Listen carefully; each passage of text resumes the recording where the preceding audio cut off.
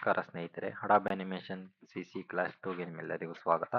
ಈ ಕ್ಲಾಸ್ನಲ್ಲಿ ನಾವು ಟೂಲ್ಗಳ ಬಗ್ಗೆ ಸಂಪೂರ್ಣವಾಗಿ ತಿಳಿದುಕೊಳ್ಳೋಣ. ಮೊದಲಿಗೆ ಈ ಫೈಲನ್ನು ಹೇಗೆ ಸೇವ್ ಮಾಡೋದು ಅಂತ ನಾನು ನಿಮಗೆ ತೋರಿಸ್ಕೊಡ್ತೀನಿ. ಫೈಲನ್ನು ಕ್ಲಿಕ್ ಮಾಡಿ, ನಂತರ ಸೇವ್ ಆ್ಯಸ್ ಅನ್ನು ಕ್ಲಿಕ್ ಮಾಡಿ, ಶಾರ್ಟ್ಕಟ್ ಕೀ Ctrl+Shift+S ಇದನ್ನು ಕ್ಲಿಕ್ ಮಾಡಿದ ನಂತರ ನಮಗೆ ಲೊಕೇಶನ್ ಕೇಳುತ್ತೆ ಎಲ್ಲಿ ಫೈಲ್ ಸೇವ್ ಆಗಬೇಕು ಅಂತ. ನಾನು ಡೆಸ್ಕ್ಟಾಪ್ನಲ್ಲಿ ನಿಮಗೆ ಎಲ್ಲಿ ಬೇಕೋ ಅಲ್ಲಿ ಫೈಲ್ನ ಸೇವ್ ಮಾಡ್ಕೋಬೋದು. ನಾನು ಡೌನ್ಲೋಡ್ಸ್ನಲ್ಲಿ ಕ್ಲಾಸ್ 2ಗೆ ಸೆಲೆಕ್ಟ್ ಮಾಡ್ತಾ ಇದ್ದೀನಿ. ಫೈಲ್ ನೇಮ್ನ ಸೇವ್ ಮಾಡಿದ್ದೀನಿ. ಸೇವ್ ಕೊಟ್ಟರೆ ಸೇವ್ ಆಗುತ್ತೆ. ನಾನು ರಿಪೀಟ್ ಸೇವ್ ಮಾಡ್ತಾ ಇರೋದು, ಅದಕ್ಕೆ ನನಗೆ ರಿಪೀಟ್ ಫೈಲ್ ಅಂತ ಬಂತು. ಈಗ ನಾನು ಟೂಲ್ಗಳ ಬಗ್ಗೆ ಸಂಪೂರ್ಣವಾಗಿ ಎಕ್ಸ್ಪ್ಲೈನ್ ಮಾಡ್ತೀನಿ. ಈ ಸೆಲೆಕ್ಷನ್ ಟೂಲ್ನ ನಾವು ಹೇಗೆ ಯೂಸ್ ಮಾಡೋದಪ್ಪ ಅಂದರೆ, ನಾನೊಂದು ಆಬ್ಜೆಕ್ಟ್ನ ಕ್ರಿಯೇಟ್ ಮಾಡಿ ಆ ಟೂಲ್ನ ಹೇಗೆ ಯೂಸ್ ಮಾಡೋದು ಅಂತ ನಾನು ನಿಮಗೆ ತಿಳಿಸ್ಕೊಡ್ತೀನಿ. ನಾನೀಗ ಆಬ್ಜೆಕ್ಟ್ನ ಕ್ರಿಯೇಟ್ ಮಾಡ್ತಾ ಇದ್ದೀನಿ.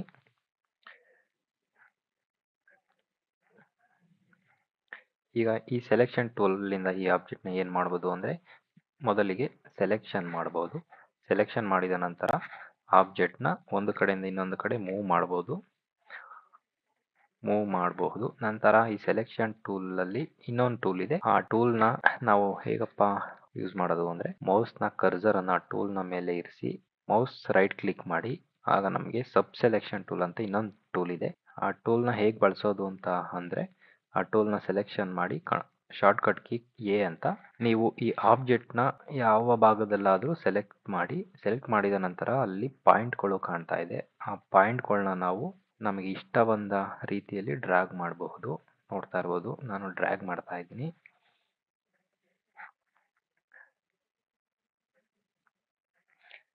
ನಾವು ಒಂದು ಆಬ್ಜೆಕ್ಟ್ನ ಡಿಸೈನ್ನ ಈ ರೀತಿ ನಾವು ಸಬ್ ಸೆಲೆಕ್ಷನ್ ಟೂಲ್ನ ಯೂಸ್ ಮಾಡಿ ನಾವು ಚೇಂಜ್ ಮಾಡ್ಕೋಬೋದು. ನೋಡಿ, ನಾನೀಗ ಚೇಂಜ್ ಮಾಡಿದ್ದೀನಿ.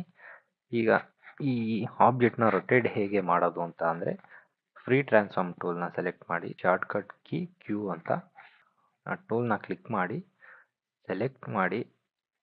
ಸೆಲೆಕ್ಟ್ ಮಾಡಿದ ನಂತರ ನಮಗೆ ಆ ಆಬ್ಜೆಕ್ಟ್ ಫುಲ್ ಸೆಲೆಕ್ಟ್ ಆಗಿದೆ. ನಂತರ ಕಾರ್ನರ್ಗಳಲ್ಲಿ ಮೌಸ್ನ ಕರ್ಸರ್ನ ತಂದಾಗ ಅದು ನಮಗೆ ರೊಟೇಟ್ ಆಪ್ಷನ್ ಕೇಳುತ್ತೆ. ನಮಗೆ ಯಾವ ಆ್ಯಂಗಲಲ್ಲಿ ರೊಟೇಟ್ ಮಾಡ್ಕೋಬೋದು, ಆ ಆ್ಯಂಗಲ್ಗೆ ನಾವು ರೊಟೇಟ್ ಮಾಡ್ಕೋಬೋದು.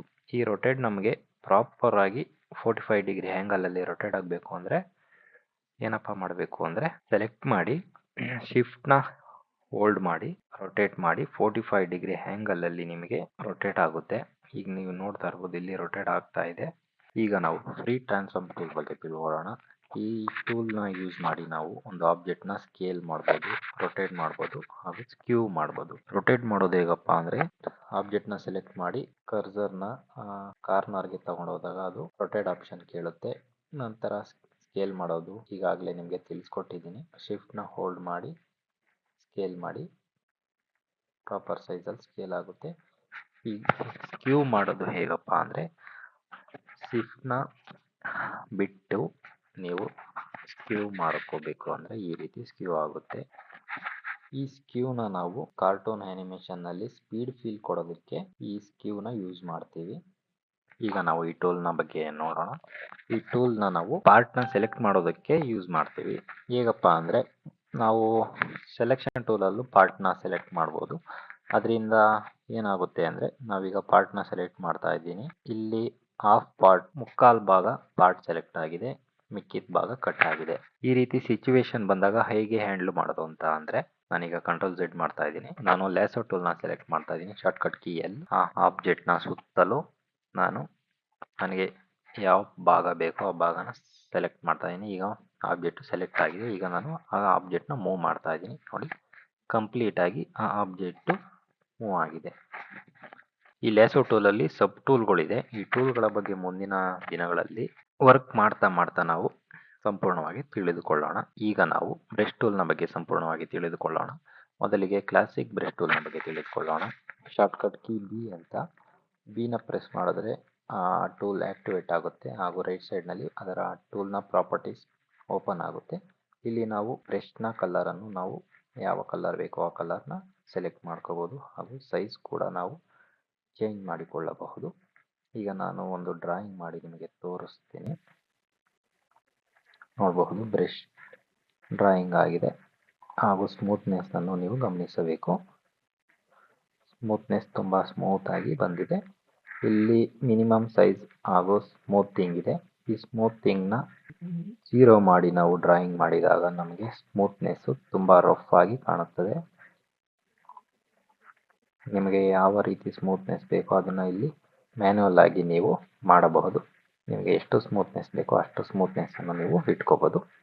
ನನಗೆ ಈ ಡಿಸೈನ್ ಬೇಕಾಗಿಲ್ಲ. ಕಂಟ್ರೋಲ್ ಎ ಕ್ಲಿಕ್ ಮಾಡಿ ಆಲ್ ಸೆಲೆಕ್ಟ್ ಆಗುತ್ತದೆ. ಡಿಲೀಟ್ನ ಕ್ಲಿಕ್ ಮಾಡಿದರೆ ಎಲ್ಲವೂ ಡಿಲೀಟ್ ಆಗುತ್ತದೆ. ಈಗ ನಾನು ಕ್ಲಾಸಿಕ್ ಬ್ರಷ್ ಟೂಲ್ನಲ್ಲಿ ಆಬ್ಜೆಕ್ಟ್ ಡ್ರಾಯಿಂಗ್ ಮೋಡ್ ಈ ಟೂಲ್ನ ಹೇಗೆ ಯೂಸ್ ಮಾಡೋದು ಅಂತ ಹೇಳ್ಕೊಡ್ತೀನಿ. ಮೊದಲಿಗೆ ನಾನು ಡ್ರಾಯಿಂಗ್ ಮಾಡ್ತಾ ಇದ್ದೀನಿ. ನಂತರ ಸೆಲೆಕ್ಷನ್ ಟೂಲ್ ಕ್ಲಿಕ್ ಮಾಡಿ. ಇದು ಎಲ್ಲ ಗ್ರೂಪ್ ಆಗಿದೆ. ಎಲ್ಲ ಡಿಸೈನು ಒಂದೇ ಗ್ರೂಪ್ ಆಗಿದೆ. ನಮಗೆ ಸಿಂಗಲ್ ಒಂದೊಂದು ಹೆಲಿಪ್ಸು ಒಂದೊಂದು ಡಿಸೈನ್ಗಳಾಗಿ ನಮಗೆ ಬೇಕು ಅಂದರೆ ಏನು ಮಾಡಬೇಕು ಅಂತ ಈಗ ನಾನು ನಿಮಗೆ ತಿಳಿಸ್ಕೊಡ್ತೀನಿ. Control A, delete, brush tool B click ಮಾಡಿ. ನಂತರ ಈ ಟೂಲನ್ನು ಕ್ಲಿಕ್ ಮಾಡಿ. ಕ್ಲಿಕ್ ಮಾಡಿದ ನಂತರ ಡ್ರಾಯಿಂಗ್ ಮಾಡಿ. ಡ್ರಾಯಿಂಗ್ ಮಾಡಿದ ನಂತರ ಸೆಲೆಕ್ಷನ್ ಟೂಲ್ ಕ್ಲಿಕ್ ಮಾಡಿ. ನಂತರ ಇಲ್ಲಿ ಆ ಒಂದು ಸಿಂಗಲ್ ಡಿಸೈನ್ ಸಪ್ರೇಟ್ ಆಗಿದೆ. ನಮಗೆ ಡಿಸೈನ್ಗಳು ಸಪ್ರೇಟ್ ಬೇಕು ಅಂದಾಗ ನಾವು ಈ ರೀತಿ ಈ ಟೂಲ್ನ ಯೂಸ್ ಮಾಡ್ಕೋಬೋದು. ಈಗ ನಾನು ಈ ಡಿಸೈನ್ ಡಿಲೀಟ್ ಮಾಡ್ತೀನಿ. Control A, all select, delete, brush tool activate. ನಂತರ ಇಲ್ಲಿ ಇನ್ನೊಂದು ಟೂಲ್ ಇದೆ ಬ್ರಷ್ ಮೋಡ್ ಅಂತ. ಈ ಟೂಲ್ನ ನಾನು ಈಗ ಹೇಗೆ ಯೂಸ್ ಮಾಡೋದು ಅಂತ ನಾನು ನಿಮಗೆ ತಿಳಿಸಿಕೊಡ್ತೇನೆ. ಮೊದಲಿಗೆ ಇಲ್ಲಿ ಆಪ್ಷನ್ಗಳನ್ನ ನೋಡ್ಬೋದು. Paint normal, paint fill only, paint behind, paint selection, paint inside. ಈ ಎಲ್ಲ ಟೂಲ್ಗಳ ಬಗ್ಗೆ ನಾನು ಈಗ ನಿಮಗೆ ಹೇಳ್ಕೊಡ್ತೀನಿ. ಪೇಂಟ್ ನಾರ್ಮಲ್ ಅಂದರೆ ನಾರ್ಮಲ್ ಆಗಿ ಪೇಂಟ್ ಮಾಡೋದು. ನಾವು ಬ್ಯಾಕ್ಗ್ರೌಂಡ್ ಡಿಸೈನ್ ಮಾಡೋದಕ್ಕೆ ಪೇಂಟ್ ನಾರ್ಮಲ್ ಟೂಲ್ನ ಯೂಸ್ ಮಾಡ್ಕೋಬೋದು. ನಂತರ ಪೇಂಟ್ ಬಿಹೈಂಡ್. ಈ ಪೇಂಟ್ ಬಿಹೈಂಡ್ ಟೂಲ್ ಏನು ಮಾಡುತ್ತಪ್ಪ ಅಂದರೆ ನಾವು ಏನೇ ಪೇಂಟ್ ಮಾಡಿದ್ರು ಈ ಪೇಂಟ್ನ ಹಿಂಭಾಗದಲ್ಲಿ ಪೇಂಟ್ ಆಗುತ್ತೆ. ಬೇಕಾದ್ರೆ ಇಲ್ಲಿ ತೋರಿಸ್ತೀನಿ ನೋಡಿ. ಪೇಂಟ್ ಹಿಂಭಾಗದಲ್ಲಿ ನಮಗೆ ಡ್ರಾಯಿಂಗ್ ಆಗಿದೆ. ಈಗ ನಂತರ ನಾನಿಲ್ಲಿ ನಮಗೆ ಒಂದೇ ಆಬ್ಜೆಕ್ಟ್ಗೆ ಕಲರ್ ಚೇಂಜ್ ಆಗಬೇಕು. ಅದು ಹೇಗೆ ಮಾಡೋದು ಅಂದರೆ ಬ್ರಷ್ ಮೋಡ್ಗೆ ಹೋಗಿ ಪೇಂಟ್ ಫಿಲ್ ಒಂದೇ ಕ್ಲಿಕ್ ಮಾಡಿ. ಕಲರ್ನ ನಿಮಗೆ ಇಷ್ಟವಾದ ಕಲರ್ನ ಚೇಂಜ್ ಮಾಡಿ. ನಂತರ ನಿಮಗೆ ಯಾವ ಡಿಸೈನಿಂಗ್ಗೆ ಕಲರ್ ಚೇಂಜ್ ಆಗಬೇಕು ಆ ಡಿಸೈನ್ ಹತ್ರ ನೀವು ಡ್ರಾಯಿಂಗ್ ಮಾಡಿ. ನೋಡಿ ನಾನು ಹೊರಗಡೆ ಎಲ್ಲ ಡ್ರಾಯಿಂಗ್ ಮಾಡ್ತಾ ಇದ್ದೀನಿ. ಆದರೂ ಅದು ಆಬ್ಜೆಕ್ಟ್ಗೆ ಮಾತ್ರ ಡ್ರಾಯಿಂಗ್ ಆಗಿದೆ. ಈ ರೀತಿ ನಾವು ಈ ಟೂಲ್ನ ಪೇಂಟ್ ಫಿಲ್ ಓನ್ಲಿ ಆ ಟೂಲ್ನ ಯೂಸ್ ಮಾಡ್ಕೋಬೋದು. ಈಗ ನೆಕ್ಸ್ಟ್ ನಾವು ಪೇಂಟ್ ಇನ್ಸೈಡ್ನ ಬಗ್ಗೆ ನೋಡೋಣ. ಕಲರ್ ಚೇಂಜ್ ಮಾಡಿ. ಈಗ ಈ ಡಿಸೈನ್ನ ಮೇಲೆ ನಾವು ಡ್ರಾಯಿಂಗ್ ಮಾಡಿದಾಗ ನಮಗೆ ಆ ಡಿಸೈನ್ ಒಳಭಾಗದಲ್ಲಿ ನಮಗೆ ಪೇಂಟ್ ಬಿಹೈಂಡ್ ಟೂಲ್ನ ಮೂಲಕ ಕಲರು ಫಿಲ್ ಆಗುತ್ತದೆ. ಈ ರೀತಿ ಈ ಟೂಲ್ಗಳನ್ನು ನಾವು ಯೂಸ್ ಮಾಡಿಕೊಳ್ಳಬಹುದು. ಈಗ ನಾನು ಎಲ್ಲವನ್ನು ಡಿಲೀಟ್ ಮಾಡುತ್ತಿದ್ದೇನೆ. Control A, delete. Next flute brush ಟೂಲ್ನ ಬಗ್ಗೆ ನೋಡೋಣ. ಈ ಫ್ಲೂಟ್ ಬ್ರಷ್ ಟೂಲ್ನ ಕ್ಲಿಕ್ ಮಾಡಿದಾಗ ನಮಗೆ ಪ್ರಾಪರ್ಟೀಸ್ ಪ್ಯಾನಲ್ನಲ್ಲಿ ಈ ಟೂಲ್ಸ್ಗಳು ಸೇಮ್ ಇರುತ್ತದೆ. ಆದರೆ ಕೆಳಗಡೆ ನೀವು ಗಮನಿಸಬೇಕು, ಇಲ್ಲಿ ಆಪ್ಷನ್ಗಳು ಬದಲಾವಣೆಯಾಗಿರುತ್ತವೆ. ಈಗ ನಾನು ಒಂದು ಡಿಸೈನ್ ಮಾಡಿ ನಿಮಗೆ ತೋರಿಸುತ್ತೇನೆ.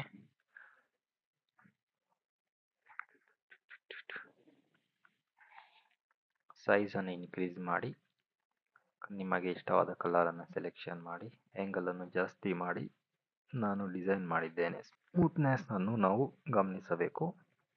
ಈ ಟ್ಯಾಪರನ್ನು ಜಾಸ್ತಿ ಮಾಡಿ. ನೀವು ಇಲ್ಲಿ ಗಮನಿಸಬಹುದು, ನಮಗೆ ಟ್ಯಾಪರ್ ರೀತಿ ಡಿಸೈನಿಂಗ್ ಬಂದಿದೆ. ಈಗ ನಾನು ಶಿಫ್ಟ್ ಕಂಟ್ರೋಲ್ ಎ, ಡಿಲೀಟ್. ಟ್ಯಾಪರನ್ನು ಇನ್ಕ್ರೀಸ್ ಮಾಡಿ ಡಿಸೈನ್ ಮಾಡಿದಾಗ ನಮಗೆ ಈ ರೀತಿ ಕಾಣಿಸುತ್ತದೆ. ಇಲ್ಲಿ ನಾವು ಮ್ಯಾನ್ಯುಯಲ್ ಆಗಿ ಹೆಚ್ಚಿಗೆ ಹಾಗೂ ಕಡಿಮೆ ಮಾಡಿಕೊಳ್ಳಬಹುದು. ನೋಡಿ, ಈ ಫ್ಲೂಟ್ ಬ್ರಷ್ ಟೂಲ್ನ ನಾವು ಡಿಸೈನಿಂಗ್ಗೆ ಯೂಸ್ ಮಾಡಿಕೊಳ್ಳುತ್ತೇವೆ. ನಾವು ಈಗ ಈ ಪೇಂಟ್ ಬ್ರಷ್ ಟೂಲ್ನ ಬಗ್ಗೆ ತಿಳಿದುಕೊಳ್ಳೋಣ. ಮೊದಲಿಗೆ ಕ್ಲಾಸಿಕ್ ಬ್ರಷ್ ಟೂಲಲ್ಲಿ ಒಂದು ಡಿಸೈನ್ ಮಾಡ್ಕೊಳ್ಳೋಣ.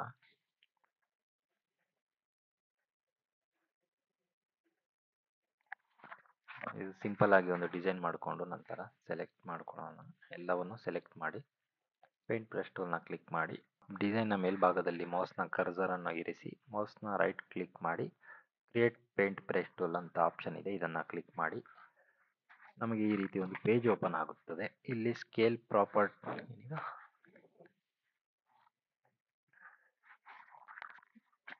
ಈ ರೀತಿ ಒಂದು ಪೇಜ್ ಓಪನ್ ಆಗುತ್ತದೆ. ಇಲ್ಲಿ ಮೊದಲ ಆಪ್ಷನ್ ಅನ್ನು ಕ್ಲಿಕ್ ಮಾಡಿ ಸ್ಕೇಲ್ ಆಗುತ್ತದೆ.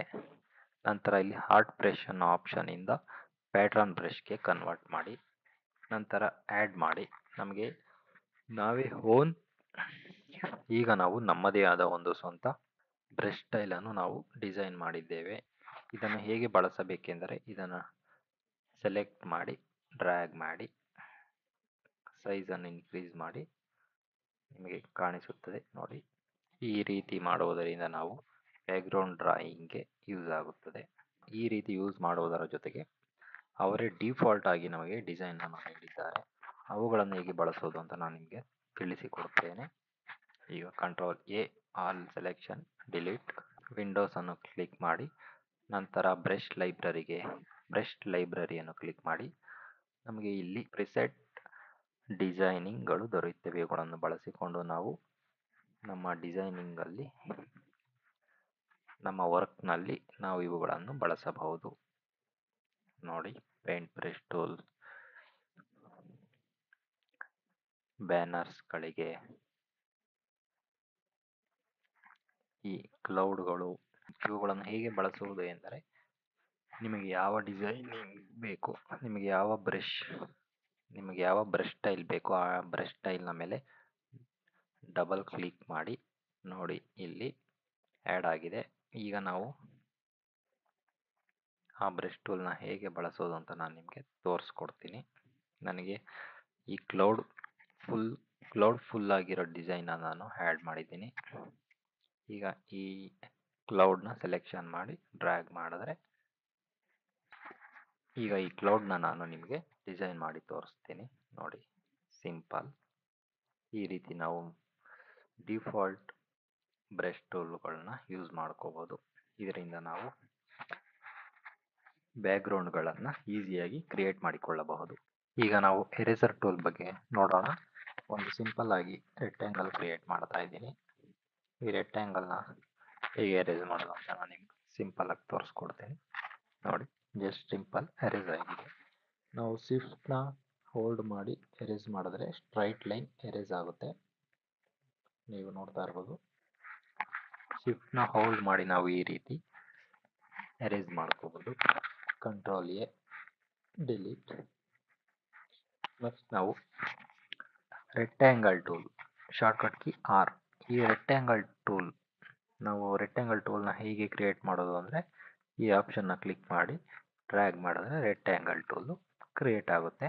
ಈ ರೆಕ್ಟ್ಯಾಂಗಲ್ ಟೂಲಲ್ಲೇ ಸಬ್ ಟೂಲ್ಗಳಿದೆ, ಅವ್ಯಾವು ಅಂತ ಈಗ ನೋಡೋಣ. ರೆಕ್ಟ್ಯಾಂಗಲ್ ಟೂಲ್ ಇದಾಗಲೇ ನಾವು ಯೂಸ್ ಮಾಡಿದ್ದೀವಿ. Rectangle primitive tool, oval primitive tool, polystar tool. ಈಗ ಒಂದೊಂದೇ ಟೂಲ್ಗಳನ್ನ ಡ್ರಾಯಿಂಗ್ ಮಾಡೋಣ. ರೆಕ್ಟ್ಯಾಂಗಲ್ ಟೂಲ್ ಡ್ರಾಯಿಂಗ್ ಮಾಡಿದ್ದೀವಿ. ನೆಕ್ಸ್ಟ್ ಟೂಲ್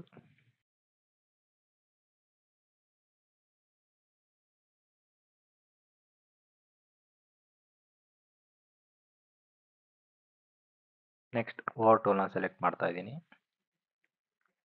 ನೋಡಿ. ನಮಗೆ ಯಾವ ರೀತಿ ಬೇಕೋ ಆ ರೀತಿ ಎಲಿಪ್ಸ್ನ ಕ್ರಿಯೇಟ್ ಮಾಡ್ಕೋಬೋದು ಈಸಿಯಾಗಿ.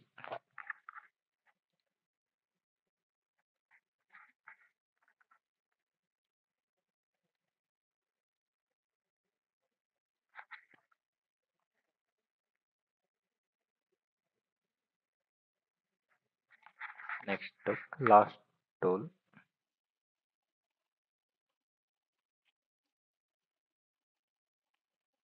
ಈ ರೀತಿ ನಾವು ಡ್ರಾಯಿಂಗ್ ಮಾಡ್ಕೋಬೋದು. ಈಗ ನಾವು ಲೈನ್ ಟೂಲ್ನ ಬಗ್ಗೆ ತಿಳ್ಕೊಳ್ಳೋಣ. ಲೈನ್ ಟೂಲ್ನ ಶಾರ್ಟ್ಕಟ್ ಕೀ ಎನ್ ಅಂತ.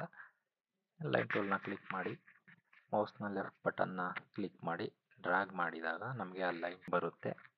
ಈಗ ನೋಡ್ತಾ ಇರ್ಬೋದು ನೀವು. ನೆಕ್ಸ್ಟು ಈ ಲೈನು ಈ ಕಡೆ ರೈಟ್ ಸೈಡ್ಗೆ ಮೂವ್ ಆಗಬೇಕು ಅಂದಾಗ ಲೈನ್ನ ಎಂಡಿಂಗ್ನಲ್ಲಿ ಮೌಸ್ನ ಕ್ಲಿಕ್ ಮಾಡಿ ಡ್ರ್ಯಾಗ್ ಮಾಡಿದರೆ ಆ ಲೈನು ಮೂವ್ ಆಗುತ್ತೆ. ನಂತರ ಮೇಲಕ್ಕೆ ಮೂವ್ ಆಗಬೇಕು ಅಂದಾಗ ಸೇಮ್ ಇದೇ ರೀತಿ. ನಂತರ ಎಡಭಾಗಕ್ಕೆ ಮೂವ್ ಆಗಬೇಕು ಅಂದಾಗ ಸೇಮ್ ಈ ರೀತಿ ಒಂದು ರೆಕ್ಟ್ಯಾಂಗಲ್ನ ನಾವೇ ಕ್ರಿಯೇಟ್ ಮಾಡ್ಕೋಬೋದು. ಈ ಲೈನ್ ಟೂಲ್ನ ನಾವು ಯೂಸ್ ಮಾಡಿಕೊಂಡು ನಾವು ಡ್ರಾಯಿಂಗ್ ಮಾಡ್ಕೋಬೋದು. ಇಲ್ಲಿ ಬೇರೆ ಬೇರೆ ರೀತಿಯ ಶೇಪ್ಸು ಎಲ್ಲ ಇದೆ, ಅವುಗಳನ್ನ ಬಳಸ್ಕೊಂಡು ನಾವು ಡ್ರಾಯಿಂಗ್ ಮಾಡ್ಬೋದು. ಈ ಶೇಪ್ನ ಕೂಡ ನಾವು ನಮ್ಗೆ ಹೇಗೆ ಬೇಕೋ ಹಾಗೆ ಎಡಿಟ್ ಕೂಡ ಮಾಡ್ಕೋಬೋದು. ನೋಡ್ತಾ ಇದ್ದೀರಲ್ಲ ಈ ರೀತಿ. ನಂತರ ಇಲ್ಲಿ ವೆರೈಟಿ ಶೇಪ್ಸ್ ಇದೆ, ನೀವು ಅದನ್ನು ಪ್ರಾಕ್ಟೀಸ್ ಮಾಡಿ ಯೂಸ್ ಮಾಡಿ. ನಂತರ ಇಲ್ಲಿ ಈ ಕಾರ್ನರ್ ಇದೆಯಲ್ಲ, ಈ ಕಾರ್ನರು ನಿಮಗೆ ಶಾರ್ಪ್ ಎಡ್ಜ್ ಬೇಕಾ, ರೌಂಡೆಡ್ ಕ್ಯಾಪ್ ಬೇಕಾ ಅಂತ ಇಲ್ಲಿ ನಿಮಗೆ ಯಾವ್ದು ಬೇಕೋ ಅದನ್ನು ಸೆಲೆಕ್ಟ್ ಮಾಡ್ಕೊಳ್ಳಿ. ಪ್ರಾಕ್ಟೀಸ್ ಮಾಡಿ, ಮುಖ್ಯವಾಗಿ ಪ್ರಾಕ್ಟೀಸ್ ಮಾಡ್ತಾ ನಿಮಗೆ ಗೊತ್ತಾಗುತ್ತೆ ಹೇಗೆ ಅಂತ. ಈಗ ನಾನು ಲೈನ್ ಟೂಲ್ನ ಯೂಸ್ ಮಾಡಿ ಒಂದು ಸ್ಮಾಲ್ ಡ್ರಾಯಿಂಗ್ ಮಾಡ್ತೀನಿ. ಅದು ಹೇಗೆ ಅಂತ ನೀವು ಕೂಡ ನೋಡಿ. ಎಲ್ಲ control A, all select, delete, ಎನ್ ಆಕ್ಟಿವೇಟ್. ನನಗೆ ಈಗ ಶೇಪು ನಾರ್ಮಲ್ ಆಗಬೇಕು. ಓಕೆ, ಕಲರ್ ಬ್ಲಾಕ್ ಇಟ್ಕೋತೀನಿ. ನಾನೀಗ ಒಂದು ಸ್ಮಾಲ್ ಹೋಮ್ ಕ್ರಿಯೇಟ್ ಮಾಡಿ ನಿಮಗೆ ಹೇಗೆ ಅಂತ ತೋರಿಸ್ತೀನಿ.